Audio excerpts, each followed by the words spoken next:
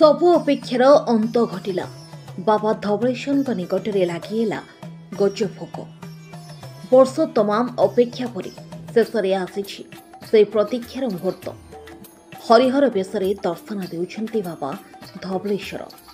हरिहर भेट करिबा परे त्रयोदशी चतुर्दशी संधि क्षण प्रसिद्ध शैवपीठ प्रभु श्री श्री धवलेश्वर पाखरे लगी होइछि बाबा अति प्रिय भोग गजभोग तरण। कला बलद को धड़ा करिथबा बाबा धवलेश्वर अति प्रिय पर्व हेउछि बड़ोसा। एही पर्वर मुख्य आकर्षण गजभोग तरण पई भक्त श्रद्धालु माने बेस आनंदित। गजभोग पई व्रत उद्यापन करिवे व्रतधारी। पवित्र कार्तिक मासर बक पंचकर शेष पर्व प्रसिद्ध गजभोग पाइबा परे व्रतधारी मानक मध्यरे आनंद कहिले न सरे।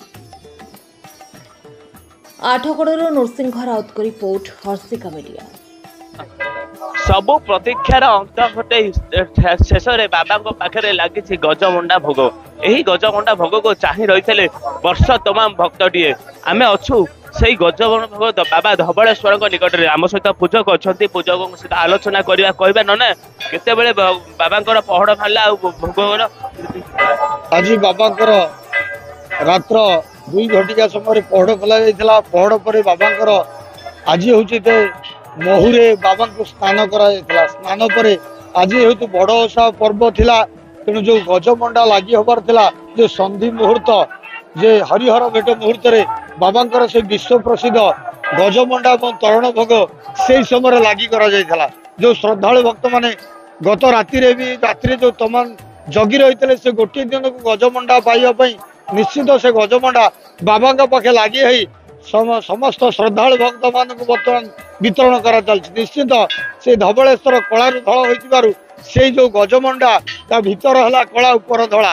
निश्चित ये जो गजमंडा जो भक्तटीए यही प्रसाद को सेवन करेंगे निश्चित से कोटि जन्म पुण्य फल प्राप्ति करे एवं शरीर आरोग्य रहिबो मनस्कामना पूर्ण हम। यही जो गजमंडा पाई निज निज घर को प्रत्यावर्तन करेंगे गजमंडार पर्व।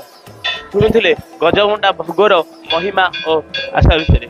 आठगड़ धवलेश्वर पीठर नृसिंह राउत हर्षिका मीडिया।